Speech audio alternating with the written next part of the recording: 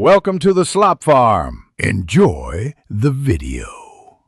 You'll begin by preparing Apple Wallet so Google Pay can work in stores.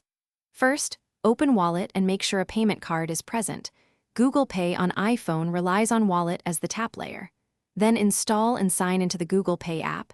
Add or verify the same card you want to use.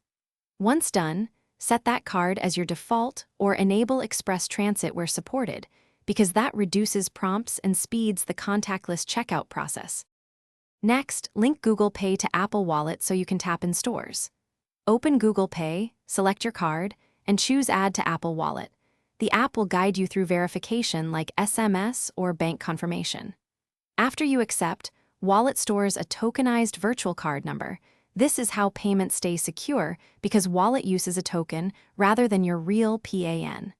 Make sure the Wallet card appears and shows the bank's logo. This confirms tokenization is complete and ready for contactless use. Finally, pay in store by waking your iPhone, selecting the Wallet card if needed, and holding the top of the phone near the terminal until you see Done or a check mark.